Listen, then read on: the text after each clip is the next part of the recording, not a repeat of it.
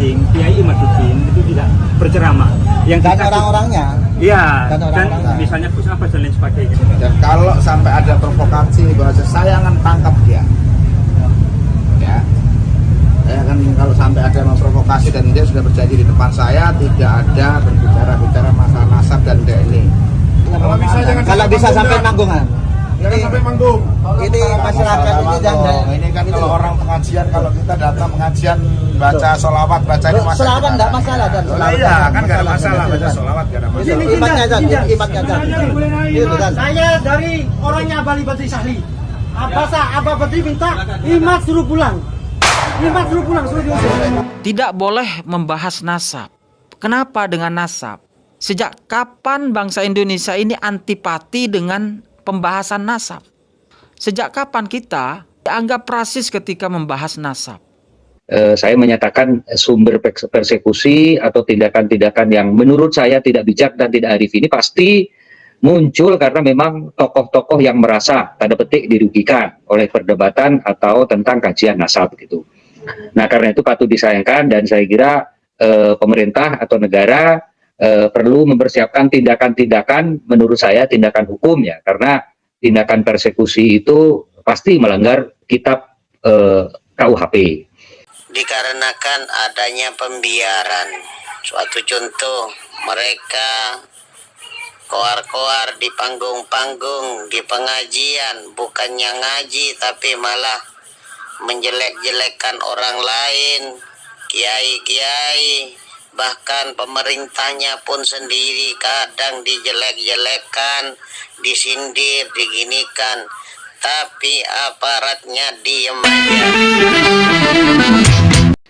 Ya Allah ya Karim, ini sebuah indikasi bentuk persekusi, intimidasi terhadap kegiatan keagamaan yang sejatinya telah dilindungi oleh undang-undang. Pengajian sudah mulai ada pembatasan-pembatasan dalam materi-materi dalam sebuah ceramah agama. Tidak boleh membahas nasab. Kenapa dengan nasab? Sejak kapan bangsa Indonesia ini antipati dengan pembahasan nasab? Sejak kapan kita dianggap rasis ketika membahas nasab? Bukankah selama ini bangsa Indonesia, umat Islam di Indonesia ini dicekoki dengan kehormatan, kemuliaan nasab? Cucu Nabi, saudara. Ya, betul. Kenapa, saudara?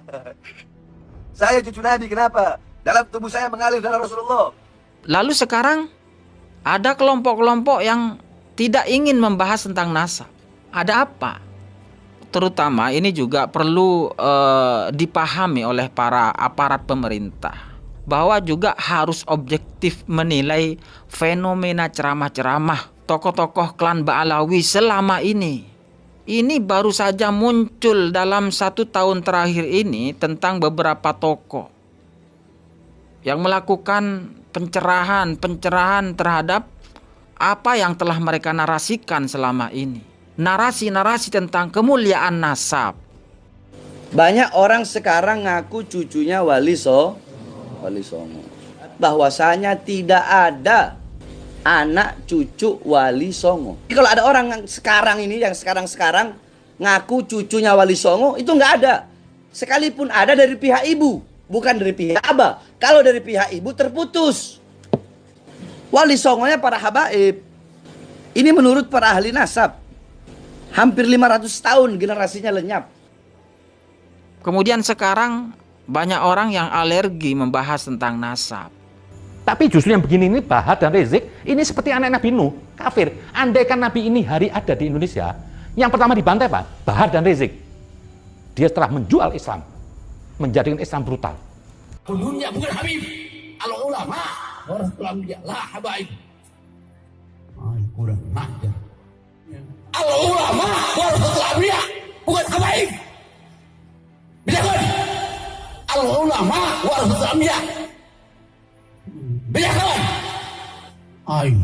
Bukan habaib.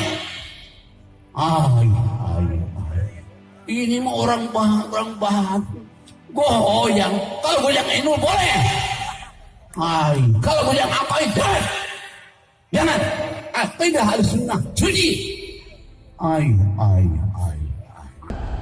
Kiai Imad kelebihannya punya data, punya teori, punya metode lah.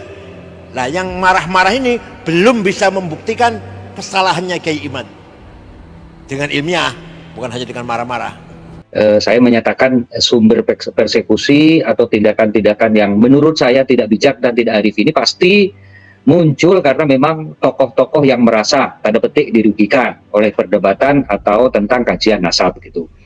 Nah, karena itu patut disayangkan dan saya kira pemerintah atau negara perlu mempersiapkan tindakan-tindakan, menurut saya tindakan hukum ya, karena tindakan persekusi itu pasti melanggar kitab KUHP, terutama pasal 335 sampai 337 itu jelas mengatakan barang siapa yang melakukan tindakan melawan hukum, melakukan tindakan kesewenang-wenangan yang mengancam eksistensi orang yang dilakukan oleh baik individu maupun secara kolektif terhadap individu atau kolektif lain, saya kira itu bertentangan dengan undang-undang dan karena itu saya kira harus diproses secara hukum ya.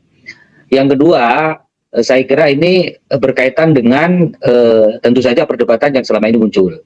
Sejak awal saya sampaikan bahwa teman-teman Bahlawi, teman-teman Habaib yang merasa tidak enak dengan hasil kajian Kiai Imad dan kiai-kiai yang lain perlu melakukan bantahan dengan cara yang arif, dengan cara yang bijak. Sejak awal kita kasih solusi. Pertama, saya kira harus membantah ya, atau kemudian memansuh kajian-kajian yang selama ini muncul itu dengan kajian ilmu pengetahuan. Dalam hari ini kitab-kitab yang mereka miliki.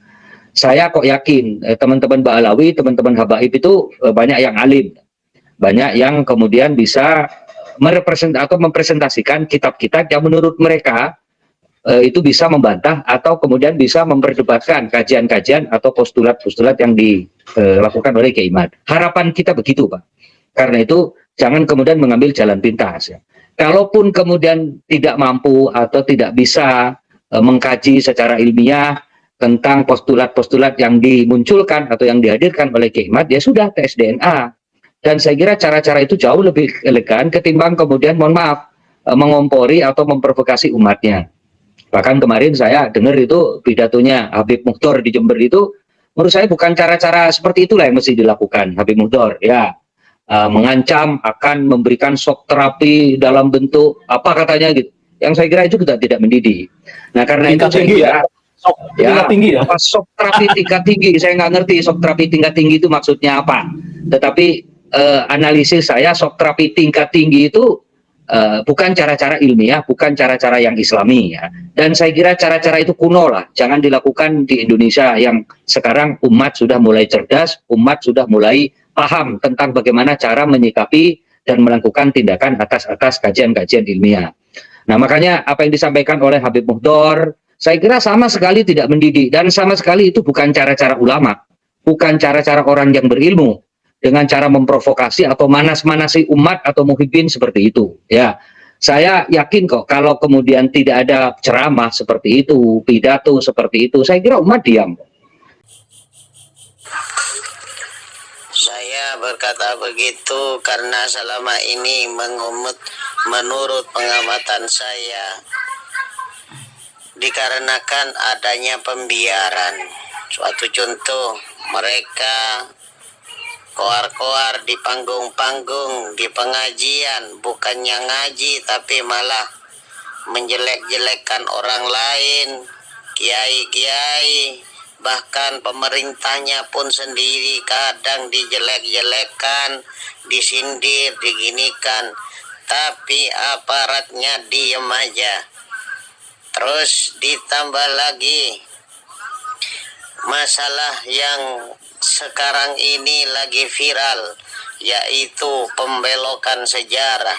Jangankan sejarah berdirinya NU, sejarah kemerdekaan Republik Indonesia pun mereka belokkan dan hal itu disiarkan di panggung-panggung pengajian, mimbar-mimbar resmi mereka.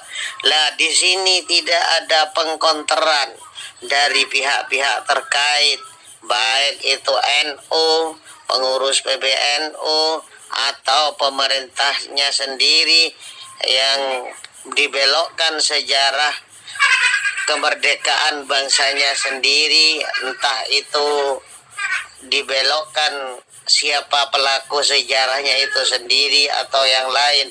Di sini terjadi pembiaran sehingga dari kalangan muhibbin yang asalnya tidak seberapa cinta, akhirnya cintanya semakin tinggi hingga pada titik nadir, yaitu cintanya cinta buta. Ketika mereka sudah cinta buta, maka sudah barang tentu apa yang dilakukan oleh klan Ba'alawi ini semuanya dianggap benar.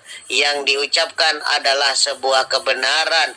Gula Jawa rasa coklat, tai garing rasa roti garing. Kalau sudah kayak begini, apa yang terjadi?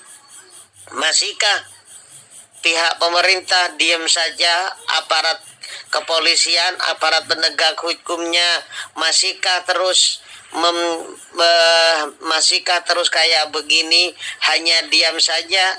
Namun ketika kalangan pribumi yang mencoba untuk meluruskan semuanya, lah itu kok malah seakan-akan ada indikasi ditahan